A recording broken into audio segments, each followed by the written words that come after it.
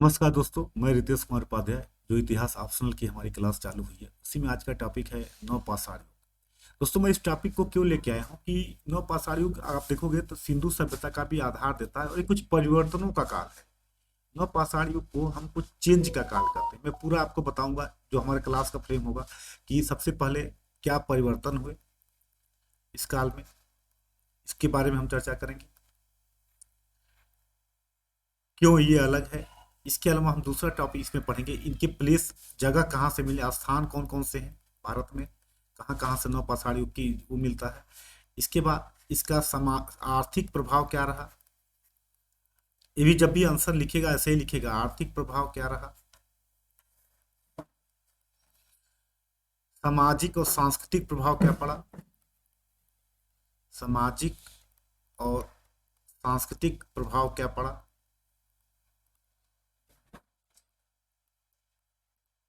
प्रभाव क्या पड़ा, इन चीजों को हम समझने की यहाँ पे कोशिश करेंगे। सबसे पहले बात कर रहे हैं कि नवपाषाण काल के बारे में कहा जाता है कि जितने भी क्रांतिकारी परिवर्तन हुए इसी काल में हुए। मतलब अगर हम बात करें तो कहा जाता है कि अस्थाई बस्तियों की स्थापना, मानव जो है अब एक तरीके से हम कह सकते हैं कि नए नए व्यवसाय की स्थापना होने लगी, पालिशदार हथियार का प्रयोग करना चालू कर दिया, कृषि कार्य करना प्रारंभ कर दिया। मतलब वो पहले क्या था, भोजन संग्राहक था, अब क्या बन गया, वो भोजन का उत्पादक बन गया। यहीं से अगर हम देखें तो कृषि उत्पादक के रूप में उत्पादन का काम करने लगा। अब नवपाषाण काल को लेके कहा जाता है कि इस एक बड़ा कठिन है कि मध्यपाषाण का अंत और नवपाषाण युग कब हुआ। इसके बारे में जैसे विश्व लेवल पे माना जाता है कि 7,000 वर्ष माना जाता है कि विश्व के लेवल पे इसको हम कहते हैं कि 7,000 वर्ष पूर्व हुआ। लेकिन भारत में उतनी पुरानी नहीं जाती। भारत में अगर हम बात करें तो यह उतना पुराना नहीं जाता। उस लेवल पे लगभग 4,000 वर्ष पूर्व माना जाता है भारत में, भारत के हिसाब से हम देखें। और ये जो प्लेस होते हैं, अगर हम इसके बारे में हम बात करें तो एक तरीके से हम कह सकते हैं कि पूरे उत्तर भारत में, लगभग पूरे भारत में छह प्लेसों के आधार पे इसको हम देखेंगे कि कहाँ कहाँ पे ये मिलता है, क्या क्या है, इसको जानने की कोशिश करेंगे। और इसके आधार पे हम एक तरीके से पूरा का पूरा इनको एक काम करने की कोशिश करेंगे। दोस्तों, अगर हम बात करें कि तो पूरे भारत में नवपाषाण काल में जो सबसे बड़ा परिवर्तन हुआ समझिएगा, वो था कि मानव अब उत्पादक हो जो हो गया। पहले भोजन का संग्रह करता था, अब उत्पादक होगा तो जाहिर सी बात है कृषि कार्य प्रारंभ होंगे। जब कृषि कार्य प्रारंभ होंगे, कृषि पशुपालन होगा, पालिशदार हथियार पतले बनने लगे तो जाहिर सी बात है कृषि कार्यों में आसानी होगी। इसके बाद धीरे धीरे क्या होगा, अस्थायित्व जीवन आएगा, निवास करना चालू कर देगा, एक अस्थायित्व की भावना आएगी। तो ये सब परिवर्तन हुए और ये आगे चल के हम देखते हैं कि कहीं ना कहीं इंडस वैली सिंधु घाटी सभ्यता को भी जोड़ता है। तो सबसे पहले हम अपने पाठ की अगर हम बात करें, क्वेश्चन की बात करें तो परिवर्तन क्या हुए इस काल में, उसके पहले थोड़ा सा हम स्थान जान लें। तो हम पूरे नवपाषाण काल को हम कहें जो अवशेष मिले हैं, पूरे नवपाषाण काल को, नवपाषाण काल को, पाषाण काल को अवशेष के आधार पर, अवशेष के आधार, छह भागों में विभाजित, पूरे भारत में हम छह भागों में विभाजित कर सकते हैं, छह भागों में विभाजित कर सकते हैं,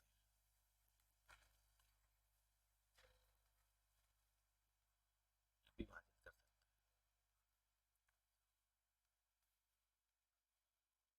पहला अगर हम बात करें, पहला भाग जो होगा, अगर हम बात करें छह भागों में, क्योंकि प्लेस आपके देखिए ये जो आएगा क्वेश्चन, ये आपका जो पहला क्वेश्चन एंशियंट का आता है जिसमें प्लेस दिखाने के लिए आता है, वहां भी काम आएगा। पहला उत्तरी भारत, उत्तर भारत के उत्तरी भाग। दूसरा पार्ट अगर हम बात करें, दूसरा अगर देखें तो विंध्य का क्षेत्र, विंध्य क्षेत्र में। तीसरा अगर हम बात करें, तीसरे पार्ट की अगर हम बात करें तो दक्षिण भारत या अब इसके पहले हम कह सकते हैं मध्य गंगा घाटी, मध्य गंगा घाटी, मध्य गंगा घाटी। चौथा पार्ट अगर हम बात करें तो चौथे पार्ट के बारे में हम कह सकते हैं कि मध्य पूर्वी क्षेत्र, मध्य पूर्वी क्षेत्र। पांचवें की अगर हम बात करें तो दक्षिण भारत। और छठे की बात करें तो हम कह सकते हैं पूर्वोत्तर भारत। मतलब एक तरीके से पूरे भारत में नवपाषाण काल के प्लेस हमें मिलते हैं। पूरे के पूरे भारत में अगर हम देखा जाए तो नवपाषाण काल के प्लेस हमें दिखाई देते हैं। इस बात को हमेशा दिमाग में रखिएगा कि पूरे भारत में नवपाषाण काल के प्लेस दिखाई देते हैं। और मैप के आधार पे भी हम इसको इस तरीके से दिखाने की कोशिश कर सकते हैं। इस एरिया में है, यहाँ पे है आपका गंगा, ये वाला एरिया है, यहाँ पर भी दिखाई देगा आपको, फिर में यहाँ पे भी दिखाई देगा। तो इस तरीके से पूरे भारत में नवपाषाण काल के बारे में, नवपाषाण काल के प्लेस मिलते हैं। अब कुछ प्लेस याद रखिएगा। जो सबसे पहला अगर हम उत्तर भारत की बात करें तो जो दो फेमस प्लेस हैं वो है बुर्ज होम, बुर्ज होम तथा गुपकराल, गुपकराल। ये काफी फेमस प्लेस हैं। ये दोनों की बात करें, ये दोनों कश्मीर प्रांत में है। और बुर्ज होम और गुपकराल काफी महत्वपूर्ण है। इन दोनों के यहाँ पे देखा जाए तो काफी चीजें मिली हैं। बुर्ज होम गुपकराल से काफी चीजें यहाँ पे मिलती हैं। तो इसके आधार पे हम कहते हैं कि बुर्ज होम में अगर आप देखोगे तो खुदाई वाले घर, मतलब खुदाई से गड्ढे वाले घरों के अवशेष मिले हैं। शव के समाधान, शवों को दफनाने के जो उदाहरण मिलते हैं उसमें मनुष्य के साथ साथ पालतू कुत्तों को भी दफनाया गया है। ये परंपरा कहीं वहीं दिखाई देती है। मतलब अगर बुर्ज होम में देखें तो गड्ढे वाले घर दिखाई देते हैं, गड्ढे वाले घर मिले हैं। अगर आप देखोगे तो यहाँ से गड्ढे वाले घर, ये सब प्रीलिम्स में 20 नंबर के क्वेश्चन आते हैं लिखने के लिए, 20 शब्द के। गड्ढे वाले घर, शवों में मानव के साथ साथ पशुओं को भी, शवों के साथ कुत्ते को भी दफनाया जाता था, मानव के साथ, मानव के साथ कुत्तों को भी दफनाया जाता था, साथ में दफनाया जाता था बुर्ज होम से। तो ये मतलब एक यूनिक विशेषता है जो अन्य कहीं पे प्रचलित नहीं थी। काफी यहाँ से देखिए तो हड्डियों की बनी सुइयां मिली हैं, मतलब हड्डी के औजार मिले हैं, अनाज पीसना, वस्त्र सीने की विधि, ये सब कुछ जानकारी यहाँ से मिलता है। तो मतलब एक तरीके से हम कह सकते हैं कि यहाँ पे अगर हम उत्तर भारत में देखते हैं तो बुर्ज होम और गुपकराल काफी फेमस प्लेस है। और यहाँ से भी हमें पता चलता है कि मानव जो है अब उत्पादक हो गया था। अब केवल भोजन का संग्रह नहीं करता था, उत्पादक हो गया था। अस्थायित्व तो जीवन आने लगा, बर्तनों का निर्माण चालू हो गया, घड़े, कटोरे, थाली, तस्तरी आदि का उल्लेख मिलता है। तो ये परिवर्तन यहाँ पे दिखाई देता है। तो उत्तर भारत का नवपाषाण कालीन प्लेस जो सबसे फेमस है, याद रखिएगा, बुर्ज होम और गुपकराल। ये पूछता है। अगर आपको आ जाए लिखने के लिए बुर्ज होम के बारे में तो बताइएगा। कश्मीर प्रांत में स्थित है, नवपाषाण कालीन स्थल है, नवपाषाण काल की जानकारी मिलती है। और यहाँ से कुछ यूनिक विशेषताएं दिखाई देती हैं, जैसे मानव के साथ कुत्तों को दफनाना, जो पूरे नवपाषाण काल में और कहीं नहीं था ये प्रचलन। गड्ढे वाले घर मिलते हैं, ये चीजें यहाँ पे दिखाई देती हैं। इसके बाद अगर हम विंध्य क्षेत्र की बात करें, दूसरा जो हमारा क्षेत्र है विंध्य क्षेत्र। सब एक एक दो दो प्लेस जरूर लिखे। कई बार क्वेश्चन पूछा है कि नवपाषाण कालीन के क्षेत्र को बताइए, आपको बताना पड़ेगा, ये लिखना पड़ेगा। अगर हम बात करें विंध्य क्षेत्र की, अगर बात करते हैं कि विंध्य क्षेत्र में कहाँ कहाँ पे दिखाई देता है, तो अगर देखें तो इलाहाबाद जिले के जो बेलन नदी है उसके किनारे देखें तो कोल्डीहुआ, कोल्डीहुआ, कोल्डीहुआ, महागड़ा, पंचू, ये आपके विंध्य क्षेत्र में अगर हम बात करें तो विंध्य क्षेत्र में ये प्लेस है जहां से इसकी जानकारी मिलती है। ये नवपाष कुछ स्थल में अगर देखें नवपाषाण कालीन की जानकारी मिलती है। यहाँ पर भी देखें तो हथौड़े, चीनी, गड्ढे, स्तंभ गाड़ने के गड्ढे मिलते हैं। इस काल के लोग भी लकड़ी के खंभों को जमीन में गाड़ कर, मतलब पूरी चीज अस्थायित्व, तो जीवन जीने की पूरी चीजें यहाँ पर भी दिखाई देती है विंध्य क्षेत्र में। तो अगर प्लेस पूछा जाए तो याद रखिएगा कोल्डीहुआ, महागड़ा, पंचो, यहाँ से दिखाई देता है। इसके बाद अगर हम बात करें तो मध्य गंगा घाटी में भी देखें तो हमें कुछ प्लेस दिखाई देता है। मध्य गंगा घाटी की अगर हम बात करें तो मध्य गंगा घाटी में, मध्य गंगा घाटी में सबसे ज्यादा जो फेमस है बिहार के छपरा जिले में चिराग, बिहार में है आपका चिराग। अगर हम बात करें, ये है बिहार में है ये प्लेस आपका मध्य गंगा घाटी में। अगर बात करें यहाँ के यहाँ से तम प्रासार युग की भी जानकारी मिलती है। यहाँ के भी पालीदार पत्थर के कुल्हाड़ी, सिलवट, ये सब चीजें यहाँ पे भी दिखाई देती हैं। ये हमारा हो गया। इसके बाद अगर हम देखें तो अगर इसके बाद का प्लेस देखें तो पूर्वोत्तर भारत, दक्षिण भारत में भी आपको चीजें विंध्य और गंगा घाटी के अतिरिक्त जो भौगोलिक परिस्थितियों रहा, मतलब जो जो थोड़ा मोड़ा परिवर्तन रहा, यहाँ पे भी मानव करना प्रारंभ कर दिया। दक्षिण भारत में अगर हम बात करें तो आपको देखिएगा कर्नाटक, दक्षिण भारत में कर्नाटक हो गया आपका, आंध्र प्रदेश हो गया, आंध्र प्रदेश, तमिलनाडु, इन जगहों पे भी नवपाषाण कालीन प्लेस आपको दिखाई देते हैं। यहाँ से भी कर्नाटक में अगर बात करें तो मास्की, कर्नाटक में आपका मास्की है। ये सब प्लेस जरूर याद रखिएगा, इसीलिए मैं एक एक प्लेस बता रहा हूँ। ब्रह्मगिरी, मास्की, ब्रह्मगिरी, आपका मास्की है, ब्रह्मगिरी है, संगन कुल्लू है,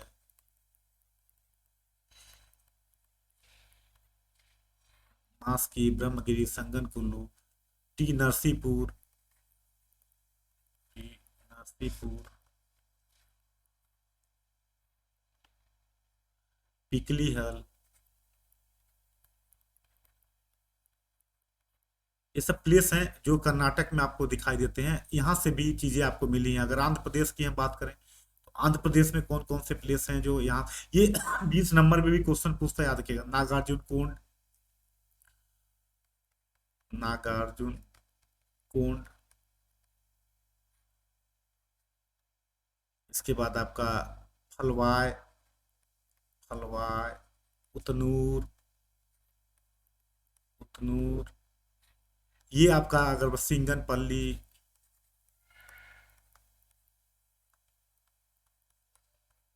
ये आपके हैं आंध्र प्रदेश वाले एरिया में दिखाई देते हैं। यहाँ से भी आपको चीजें क्या कहते हैं, नवपाषाण कालीन जानकारी मिलती है। यहाँ से भी पालिशदार पत्थर के उपकरण, ये सब चीजें मिलते हैं। और इसके अलावा पयमपल्ली तमिलनाडु का प्लेस है, पयमपल्ली, पयमपल्ली तमिलनाडु में, यहाँ से भी आपका नवपाषाण कालीन स्तर मिलते हैं। तो इस तरीके से हम देखते हैं कि पूरे इसके बारे में पूर्वगामी अगर देखा जाए तो पूरा का पूरा चीजें आपको दिखाई देती हैं। ये पूरा परिवर्तन आपको मिलेगा। अगर वहां पे क्या कहते हैं, हम पूरब की तरफ बात करें तो आसाम में आपको दिखाई देगा, प्लेस दिखाई देता है। तो इस प्रकार से पूर्वोत्तर भारत से लेके दक्षिण भारत, उत्तर भारत, मध्य गंगा घाटी के मैदान, हर जगह नवपाषाण कालीन बस्तियां आपको दिखाई देंगी। असम की पहाड़ी, मेघालय, असम मेघालय की पहाड़ियों में भी पूर्वोत्तर भारत में दिखाई देता है। असम, मेघालय की पहाड़ियों में भी ये दिखाई देता है। तो इस प्रकार से ये पूरा प्लेस है जो इसको दिमाग में रखिएगा। अगर सबसे ज्यादा क्वेश्चन फैक्चुअल भी आता है तो थोड़ा सा यहाँ से याद रखिएगा कि नवपाषाण कालीन बस्तियां कहाँ कहाँ भारत में थी, तो आपको बताइएगा यहाँ यहाँ पे ये परिवर्तन दिखाई देता है। थोड़ा थोड़ा अलग अलग देखो जैसे भौगोलिक परिस्थितियों के आधार पे कुछ विषमता भी दिखाई देती है। भौगोलिक जो परिस्थितियां हैं उसके आधार पे कुछ विशेषता भी, मतलब इनमें देखिएगा कुछ परिवर्तन भी दिखाई देगा। ये आपके पूरे के पूरे चीजें रहती हैं, इस प्रकार से आपको दिखाई देता है। ये हो गया आपका, मैंने बताया कि बुर्ज होम, गोकराल, चिराद, महागढ़ा, पंचोह, मास्की, ब्रह्मगिरी, संगन कुल्लू, टी नरसीपुर, मतलब उत्तर भारत, दक्षिण भारत, मध्य गंगा घाटी, पूर्वी भारत, ये हर जगह नवपाषाण कालीन बस्तियां हमें दिखाई देती हैं। क्लियर। अब आता है इसकी इनकी विशेषता क्या थी। अगर हम बात करें तो अब देखिएगा इनका हम परिवर्तन देखते हैं, क्या क्या परिवर्तन रहा नवपाषाण काल में, क्या क्या परिवर्तन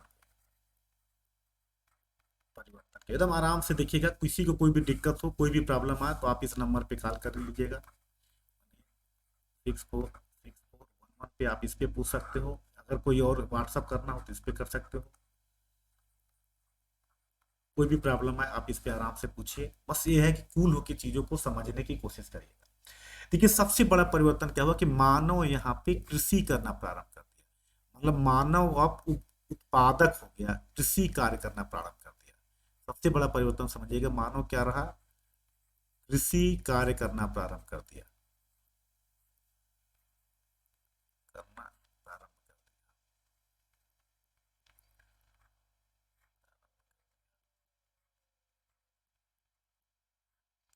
सबसे बड़ा परिवर्तन रहा कि अब जो आरंभ माना जाना चाहिए कि मानव ने जिस समय से कृषि कार्य करना प्रारंभ कर दिया गया, उसी को अगर हम कहें तो कह सकते हैं कि युवा गार्डन चाइल्ड। कई लोगों ने कहा कि नवपाषाण संस्कृत का उद्भव जो है पश्चिम एशिया के धर्माकर क्षेत्र से हुआ, लेकिन अन्य विश्व संस्कृतियों से अगर देखा जाए, लेकिन लेकिन अब पता चलता है कि विभिन्न शहरों में अलग अलग हिसाब से जब स्वतंत्र रूप से मानव फसलों का सहारे खाद्य उत्पादन करना चालू कर दिया, तो इस बस्ती को हम मान सकते हैं। मतलब कृषि कृषि कार्य का जो सबसे पहला भारत में अगर प्रमाण देखते हैं तो ये मिलता मेहरगढ़ से। कृषि कार्य का पहला प्रमाण जो अगर बात करें तो वो मिलता है मेहरगढ़ से, जो सबसे बड़ा कृषि सिंधु बलूचिस्तान में स्थल है। लगभग यहाँ माना जाता है कि 7,000 वर्ष पूर्व से उत्पादन की प्रक्रिया चालू हो गई मेहरगढ़ से। आगे चल के गेहूं और जौ अन्य चीजें फिर देखते हैं धीरे धीरे, राणा गुंडई अन्य आपके क्या कहते हैं, कर्नाटक तमिलनाडु जहां जहां मैंने आपको बताया ये प्रभाव चालू हो गया। तो सबसे बड़ा परिवर्तन याद रखिएगा कि यहाँ पे मानो जो सबसे बड़ा परिवर्तन आया नवपाषाण में कि कृषि के प्रमाण मिलने लगे, एक विकसित कृषि परिवर्तन जाने लगा। और जब ये होगा तो आगे ये क्या करेगा, हड़प्पा संस्कृति के स्वरूप को भी प्रभावित करेगा, हर जगह प्रभावित होगा। तो कृषि नवपाषाण युग में जो आर्थिक परिवर्तन हुए कि मानव क्या हो गया, उत्पादक हो गया। इसने क्या किया, सामाजिक जीवन को भी प्रभावित किया। भोजन उत्पादक के रूप में मतलब कृषि कार्य प्रणाली का प्रारंभ किया, इसका मतलब क्या हुआ कि मानव भोजन उत्पादक के रूप में हो गया, भोजन उत्पादक के रूप में हो गया।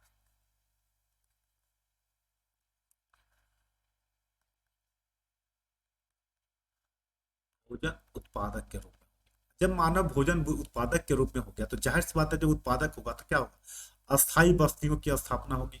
एक जगह रहेगा तभी तो कृषि कार्य करेगा। अस्थायी बस्तियों की स्थापना होने लगी, क्योंकि जब कृषि के देखिए पॉइंट इतिहास में वैसे ही निकलता है। जब हम भोजन जब उत्पादन करेंगे तो जाहिर सी बात है अस्थायित्व आएगा, अस्थायित्व क्या आया तो जाहिर सी बात है अस्थायी बस्तियों की स्थापना हो, क्योंकि कृषि पशुपालन जब करेंगे, कृषि करना चालू कर दिया, पशुपालन का भी विकास हो चुका था, काफी हुआ, किसी पशुपालन का विकास मतलब उत्पादक के रूप में हो गया, अस्थायी बस्तियां बनने लगी। जब अस्थायी बस्तियों का विकास होगा तो जाहिर सी बात है कि मिट्टी के बर्तन अन्य उपयोगी सामान भी तैयार होंगे। तो अब यहीं पे क्या होगा, जब अस्थायी बस्तियां होंगी तो लोग क्या करेंगे, बर्तनों का उपयोग करेंगे। तो मिट्टी के, हम कह सकते हैं कि मिट्टी के बर्तन, मिट्टी के बर्तन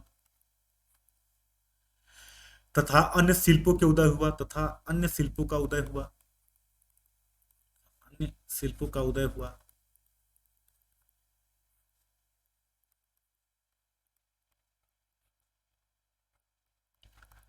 जब मिट्टी के बर्तन तथा अन्य शिल्पों का उदय होगा तो जाहिर सी बात है कि ये मानव जब मतलब, तो इसका मतलब क्या हुआ कि नए नए व्यवसायों की उत्पत्ति चालू हो गई। यहाँ से क्या हुआ, नए नए व्यवसाय की उत्पत्ति चालू हो गई।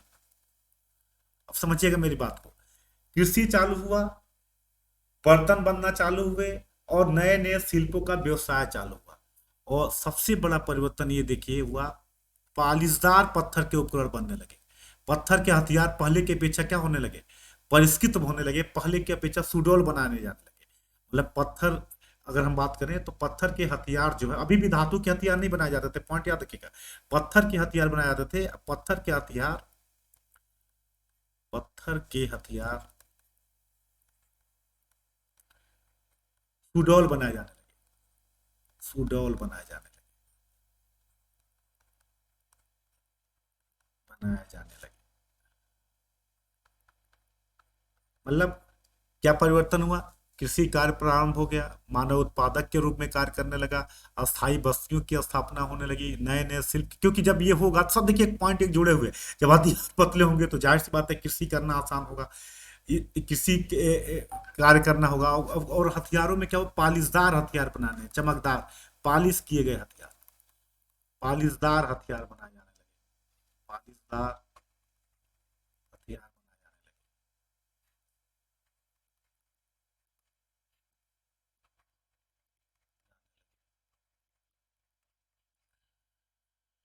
जब पालीदार हथियार बनने लगा, इसमें अगर इस काल में मुख्य हथियार की अगर बात करें तो सबसे जो पालीदार हथियार में सबसे महत्वपूर्ण हथियार था कुल्हाड़ी।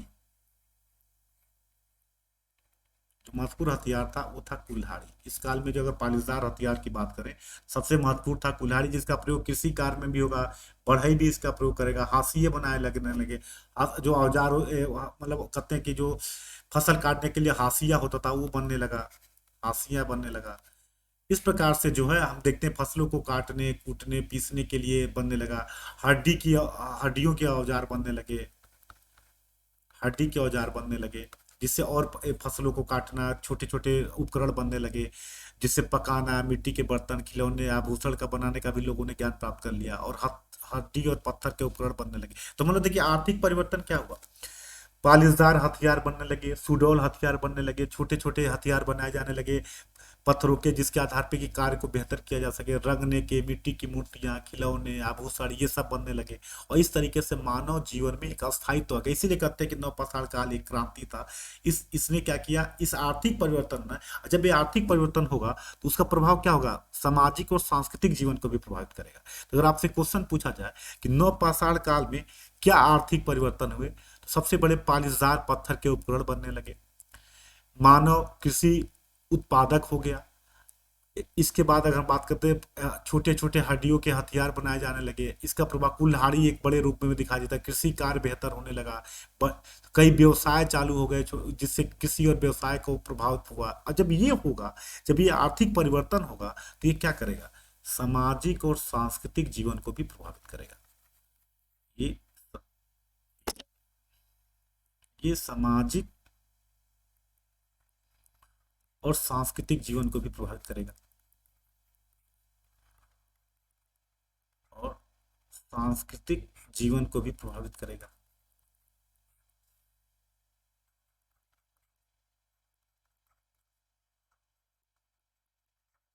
प्रभावित करेगा। अब सामाजिक और सांस्कृतिक जीवन को कैसे प्रभावित करेगा, अगर हम बात करें तो सबसे पहले क्या होगा कि अब क्या होगा, अब जनसंख्या में जब ये बस्तियां बसेंगी, तो जाहिर सी बात है अब घनी बस्तियां बसेंगी। जनसंख्या में अब कृषि कार्य, जब कृषि ज्यादा होगा, फसलें उत्पादन ज्यादा होगा, तो जाहिर सी बात है जनसंख्या में वृद्धि होगी, खाने पीने की चीजें मिलेंगी, तो मृत्यु दर अपने आप घटेगी। तो क्या होगा, जनसंख्या में भी वृद्धि होगी। अब जब जनसंख्या में वृद्धि होगी, जब जनसंख्या में वृद्धि होगी बड़ी, तो क्या होगी, बड़ी बड़ी बस्तियां बसेंगी। बड़ी बड़ी क्या होंगी, अब बस्तियां बसना चालू होंगी। और जब बड़ी बड़ी बस्तियां बसेंगी तो जाहिर सी बात है यहीं पे अब देखिएगा धीरे धीरे क्या होगा, कार्यों में भी बंटवारा, विशेषीकरण दिखाई देगा। कार्य में भी कौन कौन सा कार्य करेगा, तो कार्य में जब विशेषीकरण दिखाई देगा तो यहीं पे श्रम विभाजन की भी अवधारणा आएगी। श्रम विभाजन की भी अवधारणा आएगी। अवधारणा आएगी। जब ये होगा तो जाहिर सी बात है श्रम विभाजन का भी अवधारणा आएगा। पुरुष स्त्री में विभेद भी इसी समय प्रकट होगा। सब समय पुरुष स्त्री विभेद भी इसी समय चालू होगा। सब सांस्कृतिक जीवन को प्रभावित करेगा। अब इसके बाद देखेंगे जब अलग अलग व्यवसाय होंगे तो कोई कुम्हार, बढ़ई, कृषक, अलग अलग वर्गों का, वो व्यवसायी वर्गों का विकास होगा। अलग अलग व्यवसायी वर्ग होंगे, अलग अलग व्यवसायी वर्गों का भी विकास होगा।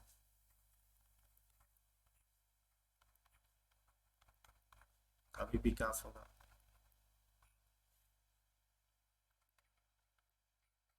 जनसंख्या में वृद्धि, श्रम विभाजन, पुरुष स्त्री में विभेद, मतलब उदाहरण के लिए अलग अलग व्यवसायी वर्गों का विकास होगा, जैसे कुम्हार, बढ़ई, कृषक। और यहीं पे देखिएगा व्यक्तिगत संपत्ति की अवधारणा भी बड़े लेवल पे वो आएगी। क्योंकि जिसके पास जितना ज्यादा कृषि करेगा, जितना ज्यादा उत्पादन होगा, जितना ज्यादा जमीन होगा, तो यहीं पे देखिएगा व्यक्तिगत कृषि की, व्यक्तिगत संपत्ति की अवधारणा आएगी। व्यक्तिगत संपत्ति की अवधारणा आएगी। संपत्ति की अवधारणा, अवधारणा आएगी।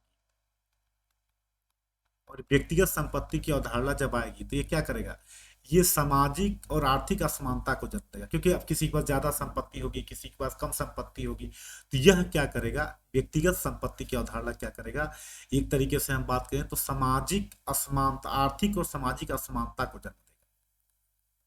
आर्थिक और सामाजिक असमानता को जन्म देगा। असमानता को जन्म देगा।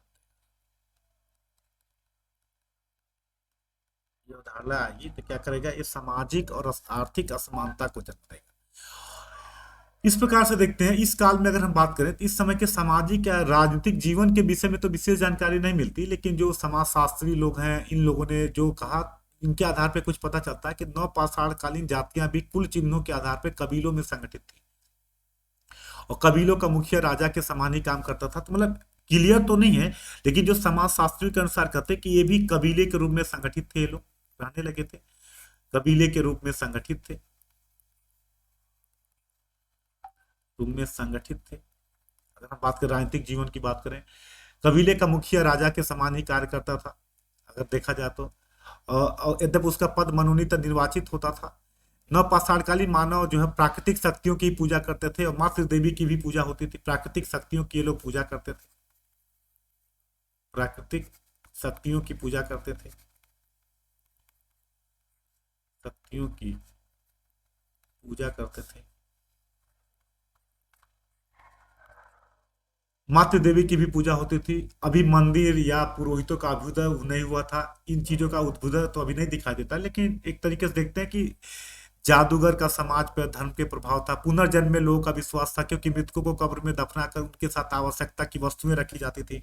मृतकों को दफना के उनके साथ आवश्यकता की वस्तुएं रखी जाती थी। इसका मतलब हम कह सकते हैं कि एक तरीके से पुनर्जन्म की अवधारणा थी।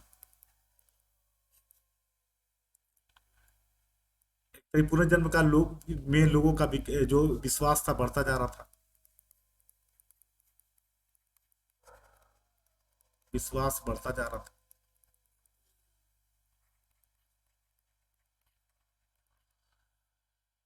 एक तरीके से देखा जाए तो मृतकों को, इसका उदाहरण कैसे हम देंगे, तो मृतकों को अगर हम बात करें तो मृतक को कब्रों में दफना कर उनके साथ आवश्यक वस्तुएं रख दी जाती थी। मृतकों को कब्रों में दफना कर,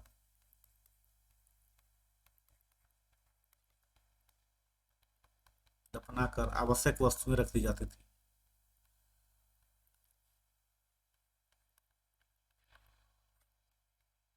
रख दी जाती थी। ये क्या दिखाता है?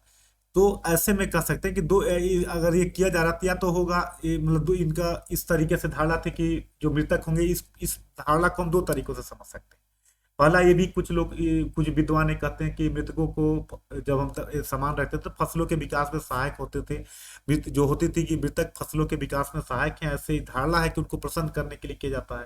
और दूसरा, मृत्यु के बाद जीवन की आवश्यकता रहती होगी, इसके कारण ये किया जाता होगा। और तीसरा, मृतकों आगे देखिएगा, मृतकों के प्रति सम्मान व्यक्त करने के लिए पत्थर लगाए, बड़े बड़े पत्थर लगा दिए जाते हैं, जिसको हम महापाषाण काल के नाम से भी जानते हैं। तो इस प्रकार से हम देखते हैं कि ये नवपाषाण युग में सभ्यता का मूल तत्व दिखाई देता है, एक विकास दिखाई देता है जो हमें धातु युग में दिखाई दिया। तो मतलब पहली बार हम कह सकते हैं, अगर बात करें तो हम यहाँ कह सकते हैं कि कृषि, पशुपालन और शिल्प, इन तीनों का उदय जो हुआ सबसे पहली बार नवपाषाण काल में ही हुआ। और इस आर्थिक परिवर्तन ने क्या किया? सामाजिक परिवर्तन को बढ़ावा दिया, जो मैंने बताया। पितृसत्तात्मक तत्व, व्यक्तिगत संपत्ति की अवधारणा, धर्म के प्रति लोगों की आस्था, जादू टोना, सब इसी युग में चालू हुआ। और आगे चल के हम देखते हैं कि ये जो है अन्य संस्कृतियों को प्रभावित किया। हमने आपको एरिया बता दिया, उत्तर पश्चिम प्रांत, उत्तरी भारत, दक्षिण भारत, पूरा का पूरा एरिया हमने बता दिया कि ये कहाँ से कहाँ तक कैसे प्रभावित किए, क्या क्या इस काल में हुआ। ये पूरा का पूरा आपका रहा नवपाषाण काल, जिसमें हम फिर से मैं एक बार बता दूं, ये अगर हम बात करें तो उत्तर पश्चिम प्रांत से लेके सिंध बल्चिस्तान से लेके उत्तरी भारत, दक्षिणी भारत, पूर्वी भारत, आपका पूरा हर जगह ये दिखाई देता है। मानव यहाँ पे क्या हुआ? कृषि कार्य करना प्रारंभ कर दिया। कृषि, पशुपालन, शिल्पों का विकास हुआ, अस्थायित्व जीवन आया, बर्तन बनने लगे, पालिशदार उपकरण होने लगे, श्रम का विभाजन, इसके बाद हमको व्यक्तिगत संपत्ति की अवधारणा, ये सब आया। इसीलिए कहा जाता है कि नवपाषाण काल जो है एक क्रांति है, जिसने एक परिवर्तन को जन्म दिया और अस्थायित्व आया और विकास दिखाई देता है, जो आगे हम देखते हैं हमें धातु काल में भी ये दिखाई देता है। तो अगर आपसे क्वेश्चन आता है तो सबसे पहले आप जो फ्रेम करिएगा, जो मैंने पूरा बताया, सबसे पहले नवपाषाण काल का क्षेत्र बताइएगा, कहाँ कहाँ रहा। मेहरगढ़ से लेके पूरा का पूरा आप जो है उत्तरी भारत से लेके पूर्वी भारत, पूरे क्षेत्र को बताइएगा, जो हमने क्लास में आपको बताया। इसके बाद क्षेत्र बताने के बाद आप परिवर्तन बताइएगा, क्या परिवर्तन हुआ। परिवर्तन में कृषि, मानव कृषि कार्य करना चालू कर दिया, बर्तन बनने लगे, पालिशदार उपकरण होने लगे। उपकरण पत्थरों के, अभी भी धातु का प्रयोग नहीं करते थे लोग, पत्थरों का जो प्रयोग करते थे, पत्थर एकदम नुकीले बनाए जाने लगे। व्यवसाय, शिल्प, कई प्रकार के शिल्प व्यवसाय चालू हुआ। और इस तरीके से एक परिवर्तन आया। ये परिवर्तन हमें समाज को भी प्रभावित किया। जाहिर सी बात है, अस्थायी जनसंख्या में भी वृद्धि हुई, जीवन आसान होने लगा धीरे धीरे। और जो जनसंख्या सॉरी, जनसंख्या में वृद्धि हुई तो श्रम विभाजन चालू हो गया। श्रम विभाजन होगा। इसके बाद आप देखोगे व्यक्तिगत संपत्ति की अवधारणा दिखाई देगी, और इस तरीके से एक नया परिवर्तन का युग चालू हुआ। ये सभी परिवर्तन कहीं न कहीं जब इंडस वैली में हम देखते हैं कि नगरीकरण, नगरीय सभ्यता का विकास होता है, कहीं न कहीं यही क्रमिक विकास है जो आगे चल के एक नगरीय सभ्यता का रूप लेता है धातु काल में, और सिंधु सभ्यता के रूप में जाना जाता है। ये रहा, इस क्वेश्चन को आप करिएगा। किसी को कोई दिक्कत आता है, कभी भी कोई प्रॉब्लम आए तो आप इस नंबर पे फोन कर सकते हैं, या इस पे आप व्हाट्सअप कर सकते हैं। हाँ, ये जरूर है कि कॉन्सेप्ट क्लियर करिएगा, परिवर्तन समझिएगा कि कैसे मैंने एक फ्रेम बनाया कि कृषि कार्य चालू हुआ, हथियार पतले बनने लगे। अब हथियार बनेंगे पतले, जाहिर सी बात है कि कई प्रकार के व्यवसाय चालू होंगे। जब व्यवसाय होगा तो क्या होगा, श्रम विभाजन भी चालू होगा। श्रम विभाजन होगा, इसके बाद आप देखोगे व्यक्तिगत संपत्ति की अवधारणा भी आएगी, और ये सब एक तरीके से परिवर्तन को, दौर को दिखाता है, अस्थायित्व तो परिवर्तन के दौर को दिखाता है। तो ये रहा पूरा का पूरा नवपाषाण का। किसी को कोई डाउट हो, कोई क्वेश्चन हो, आप पेपर लगाइए, कोई भी दिक्कत हो तो आप